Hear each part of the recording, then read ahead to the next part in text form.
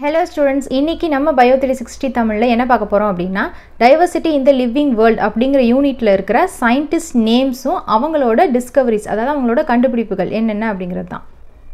First Ernest Mayr இவர் வந்து பயாலஜில triple crown வந்து வாங்கி இருக்காரு. Darwin of the 20th century ன்னு சொல்றாங்க. Carolus Linnaeus வந்து binomial nomenclature இன்ட்ரோ듀ஸ் பண்ணியிருக்காரு. அடுத்து father of taxonomy அப்படினு சொல்றாங்க. இவர் வந்து ரெண்டு புக் இன்ட்ரோ듀ஸ் பண்ணியிருக்காரு. அது வந்து Systema Naturae அதுக்கு அப்புறம் Genera Plantarum அப்படிங்கற புக். Artificial system of classification-ஐயும் இன்ட்ரோ듀ஸ் பண்ணவர் இவர்தான். Next Aristotle இவர் வந்து trees, shrubs, herbs இத வந்து morphological characters வச்சு classify பண்ணியிருக்காரு வெளிப்புற தோற்றத்தை வச்சு. அடுத்து animals வந்து எப்படி டிவைட் பண்ணியிருக்காரு அப்படினா blood இருக்குது blood இல்லாத அப்படினு சொல்லிட்டு Enema, Anima அப்படின்றது வச்சு டிவைட் பண்ணிருக்காரு. அடுத்து R.H. Whitaker இவர் வந்து 5 kingdom classification வந்து இன்ட்ரோ듀ஸ் பண்ணாரு. அதுல வந்து Monera, Protista, Fungi, Plantae, Animalia இது வந்து வரும். என்ன கிரைட்டீரியால இவர் வந்து இத பண்ணாரு அப்படினா செல் ஸ்ட்ரக்சரை வச்சு அதே மாதிரி thallus ஆர்கனைசேஷன்னா அந்த ஆர்கான்ஸோட பாடி. அடுத்து மோட் ஆஃப் நியூட்ரிஷன்னா அது என்ன மாதிரி உணவு எப்படி எடுத்துக்குது அப்படிங்கிறது. அடுத்து ரீப்ரொடக்ஷன். நெக்ஸ்ட் வந்து phylogenetic relationship அதாவது எவல்யூஷன். யார் ஃபர்ஸ்ட் வந்திருக்கா, யார் வந்து செகண்ட் வந்திருக்கா, யார் லாஸ்ட் வந்திருக்கா, அவங்களுக்குள்ள இருக்கிற அந்த ரிலேஷன்ஷிப் என்னென்ன அப்படிங்கிறது. Next Dmitry Ivanovsky இல்லனா Dmitry Ivanovsky அப்படினு வெச்சுக்கலாம். 1892 வருஷம் வந்து நம்ம பாத்துக்கணும். இவர் வந்து பாத்தீங்கன்னா டொபாக்கோல உள்ள மொசைக் டிசீஸ் வந்து காஸ் பண்றது ஒரு மைக்ரோப்ஸ் அப்படின்றது சொன்னாரு. அந்த மைக்ரோப் வந்து பாத்தீங்கன்னா பாக்டீரியா விட குட்டியா இருக்கு அப்படினு சொன்னாரு. இன்னொன்னு பாக்டீரியா ஃபில்டர்ஸ் னு சொல்வாங்க. அதாவது பாக்டீரியாவோட சைஸ் எல்லாம் வந்து கண்டுபிடிக்கிறது எப்படி இந்த 10 to the power of -19 இந்த மாதிரிலாம் -15 இந்த மாதிரிலாம் இருக்கு இல்லையா, அதை எப்படி கண்டுபிடிப்பாங்க அப்படினா ஃபில்டர்ஸ் வழியா இறக்கி தான் வந்து கண்டுபிடிப்பாங்க. சோ அந்த ஃபில்டர்ஸ் வழியா இந்த மைக்ரோப்ஸ் உள்ள போக விட்டோம் அப்படினா அது ஈஸியா ஃபில்டர் ஆகி வெளியில வந்துருது. அப்படினா இதுல இருந்து என்ன சொல்ல வராங்க அப்படினா பாக்டீரியாவை காட்டிலும் இந்த மைக்ரோப் வந்து ரொம்ப குட்டியா இருக்கு. அதனால தான் பாக்டீரியா ஃபில்டர்ஸ் வழியா அதால வந்து ஈஸியா வெளியில வர முடிஞ்சிச்சு அப்படிங்கறத சொல்லிருப்பாங்க. அடுத்து M.W. Beijernik 1898 இவர் என்ன சொல்றாரு அப்படினா டொபாக்கோ பிளான்ட் இன்ஃபெக்டட் ஆயிருக்கும் இல்லையா, அதுல இருந்து எக்ஸ்ட்ராக்ட் எடுத்து அதை வந்து நல்ல பிளான்ட்ஸ் மேலே தெளிச்சிருப்பாரு. ஸோ அதனால என்ன ஆகும்னா அந்த நல்ல பிளான்ட்டுமே வந்து இன்ஃபெக்டட் ஆயிருக்கும். சரிங்களா? ஸோ அதனால அந்த எக்ஸ்ட்ராக்ட் வந்து என்ன சொல்றாரு அப்படின்னா கான்டேஜியம் வைவம் ஃப்ளூயிடம் அப்படின்னு சொல்றாரு.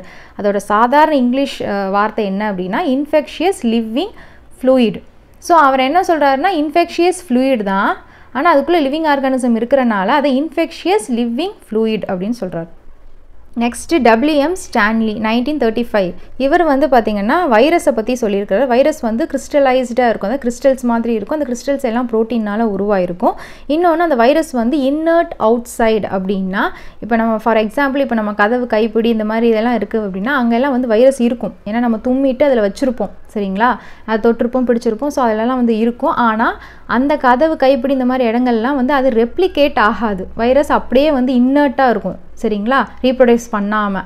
இப்போ யாருன்னா இப்போ வேற ஒரு ஆள் வந்து அந்த கைப்பிடியை பிடிச்சி ஓப்பன் பண்ணி செஞ்சு திரும்ப அவங்க மூக்கு கிட்டே கொண்டு போகிறாங்க அப்படின்னா அந்த வைரஸ் ஈஸியாக என்ன ஆகிடும் அப்படின்னா அவங்க ரெஸ்பிரேட்டரி ட்ராக்ட்குள்ளே போக ஆரம்பிச்சிடும். ஸோ ஒன்ஸ் வந்து ஒரு லிவிங் ஆர்கானிசத்துக்குள்ளே போன உடனே அங்கே அதை தான் வந்து யார் அப்படி அந்த லிவிங் ஆர்கானிசம்ஸ் தான் யாருன்னா ஹாஸ்ட், அந்த வைரஸ்க்கான ஹாஸ்ட். ஸோ அங்கே உள்ளே போனோடனே அது என்ன பண்ண ஆரம்பிச்சிடும், அதோட வேலை அதாவது ரெப்ளிகேட் பண்ண ஆரம்பிச்சிரும். சரிங்களா? நிறைய வைரஸ் குட்டிங்களாக வந்து என்ன பண்ண ஆரம்பிச்சிடும், அது போட ஆரம்பிச்சிரும். சரிங்களா? அதுதான் இங்கே சொல்ல வராங்க. அடுத்து T.O. Dyer அது 1971 வந்து இவர் என்ன சொல்கிறாருன்னா ஒரு நியூ இன்ஃபெக்ஷியஸ் ஏஜென்ட்டை வந்து இவர் கண்டுபிடிக்கிறாரு. அதுக்கு பேர் வந்து விராய்டு அப்படின்னு சொல்கிறாரு. வைரஸ் மாதிரி இருந்துச்சு, அதனால தான் அவங்க என்ன பண்ணியிருக்காங்க விராய்டுன்னு பேர் வச்சுருக்குறாங்க. இது வந்து வைரஸை விட ரொம்ப குட்டியாக இருக்குது. இன்னொன்று என்ன பண்ணியிருக்கு அப்படின்னா பொட்டேட்டோ ஸ்பிண்டில் டியூபர் டிசீஸ், அதாவது சாதாரண உருளைக்கிழங்கு நல்லா புசுக்கு நல்ல உருண்டையாக இருக்கும். சரிங்களா? அந்த மாதிரி இல்லாமல் நீளமாக வந்து ஆயிருக்கும். சரிங்களா? ஸோ அதுதான் வந்து பொட்டேட்டோ ஸ்பிண்டில் டியூபர் டிசீஸ் அப்படின்னு சொல்கிறாங்க. அதுக்கு காரணம் இந்த விராய்டு தான். ஸோ இந்த வைரஸ் மாதிரி இருக்கும் அப்படிங்கிறனால பாருங்கள் வைரஸ்க்கு வந்து என்ன இருக்கும் அப்படின்னா ஒரு ஜெனட்டிக் மெட்டீரியல் இருக்கும், ப்ரோட்டீன் கோட் வந்து இருக்கும். இது வைரஸ் மாதிரி அப்படிங்கிறனால இதில் என்ன இருக்குது அப்படின்னா ஒன்லி ஜெனட்டிக் மெட்டீரியல் அதாவது RNA மட்டும்தான் இருக்குது, ப்ரோட்டீன் கோட் வந்து இல்லை.